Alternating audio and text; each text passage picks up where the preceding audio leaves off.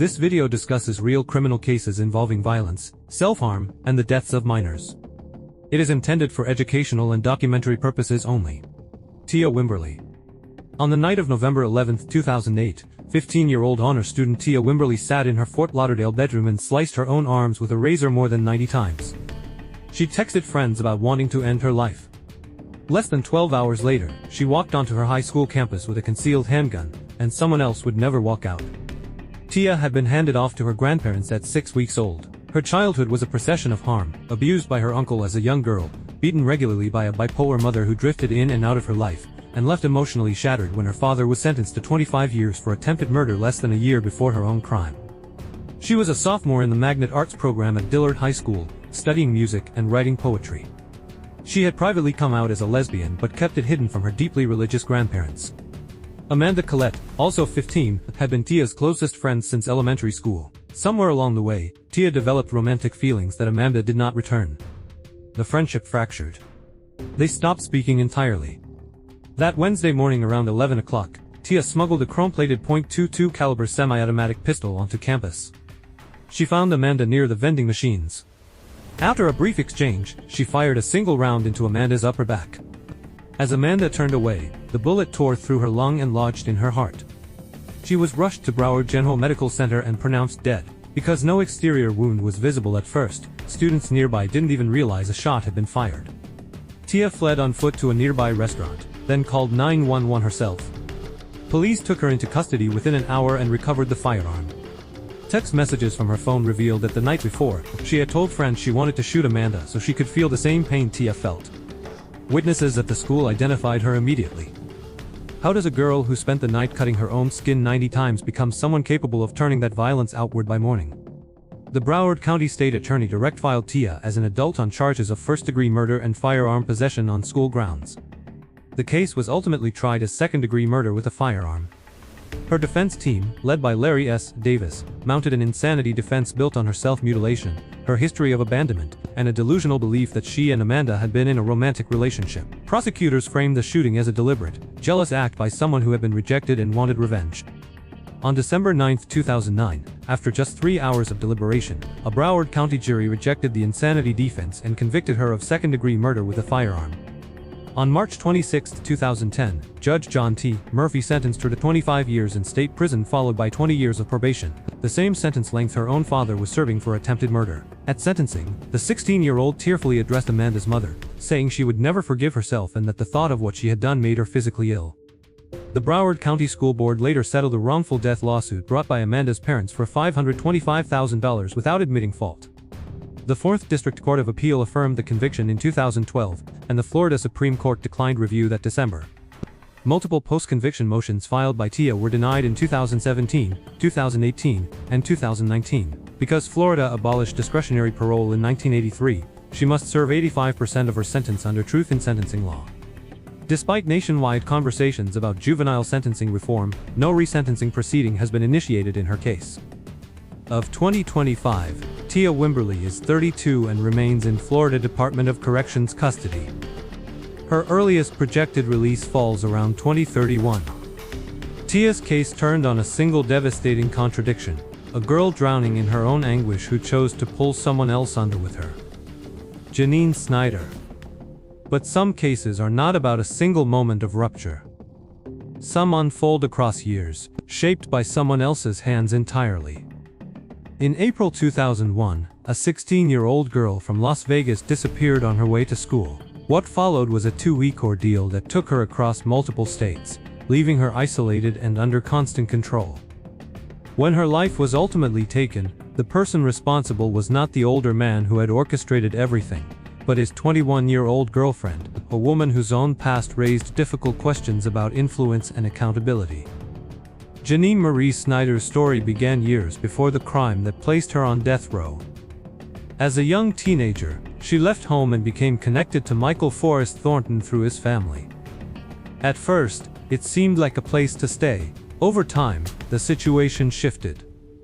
Thornton, more than twice her age, introduced her to a harmful environment and gradually pulled her deeper into his world. Dependence slowly turned into involvement. Witnesses later described a pattern: Snyder would approach vulnerable teenage girls, gain their trust, then bring them into Thornton's circle.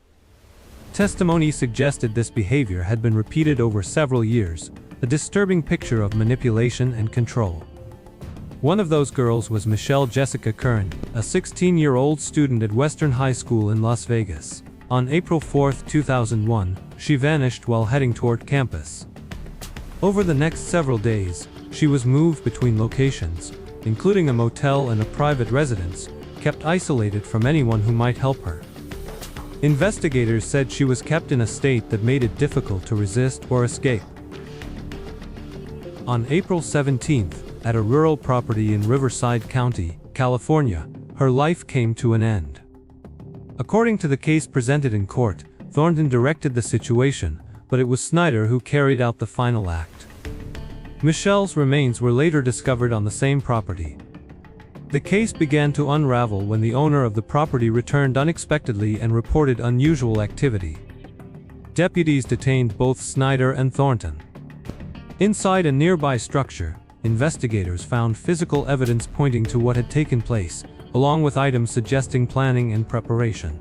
Authorities also discovered materials that raised concerns about whether other targets had been identified. The arrests led to a complex, highly publicized trial in Riverside County.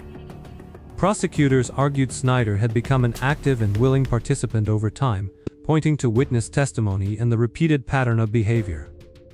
The defense argued Snyder had been under Thornton's influence since she was very young, shaped by years of manipulation and unable to fully break away.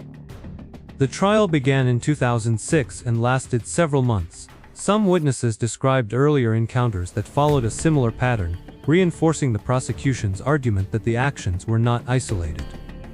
Others focused on Snyder's background, highlighting her early vulnerability and the environment she had been pulled into. In the end, both Snyder and Thornton were convicted of multiple serious charges. The jury recommended the death penalty, and the court imposed those sentences later that year. The decision reflected the court's conclusion that Snyder had crossed the line from influence into direct responsibility. In the years since, the case has remained tied up in a lengthy appeals process. Thornton passed away in 2024 while his case was still under review. Snyder remains in custody in California, where executions have been under a statewide pause since 2019. Her case continues to raise difficult questions. Where does influence end and personal responsibility begin? Can years of manipulation fully explain someone's actions, or is there a point where choices become their own? For some, Janine Snyder's story is about control and exploitation. For others, accountability and consequence. But for many, it remains a reminder of how complicated the truth can be, and how the line between victim and offender is not always clear. Caitlin Coons. In April 2023, a 17-year-old girl climbed out the window of her group home in Canton, Ohio, hid in her boyfriend's bedroom for several days, and then issued him a 5-hour countdown. Either he would take his own mother's life, or she would do it herself. He did nothing. She extended the deadline by 1 hour, and then she followed through. Caitlin Coons had been a ward of the state of Ohio for years. She cycled through multiple foster placements after abuse allegations against her biological parents, struggled with self-harm and disordered eating before she was a teenager, and repeatedly ran away from care. Her boyfriend, Jonathan R. Jones, was a 33-year-old Toledo area man and Afghanistan veteran. He had first encountered Caitlin when she was a child and he was 30. By 2022, he was facing obscenity charges involving her and was on GPS monitoring with a court-ordered no-contact order. The order meant nothing. Around April 11, 2023, Caitlin climbed out a window of her Canton group home and traveled across the state to hide in Jonathan's bedroom for several days, all without his mother, Nicole, knowing anyone else was in the house. Nicole Jones was 53, a resident of Sylvania Township just outside Toledo. On April 19, Caitlin delivered her ultimatum. When the deadline passed and Jonathan still had not acted, she retrieved a large rock from the yard, walked into the kitchen where Nicole stood at the refrigerator with her back turned, and struck her over the head repeatedly before strangling her. Jonathan remained in the next room. Together, they wrapped Nicole's body in tarps, placed her in the trunk of her own Buick Encore, and deposited the remains in an apartment complex dumpster. The dumpster was emptied and hauled to a landfill the following day. Nicole's body was never recovered. The no-contest plea with an agreed life sentence forecloses most avenues for a direct appeal. Parole eligibility arrives in 2049 at the earliest, at the discretion of Ohio's Adult Parole Authority. Caitlin, now 20, is in Ohio Department of Rehabilitation and Correction custody. Robert Jones filed a wrongful death civil suit in April 2024 seeking $25,000 plus punitive damages. No resolution has been publicly reported. If you found this video insightful, please like, leave your thoughts in the comments, and subscribe to Zitty Shadow.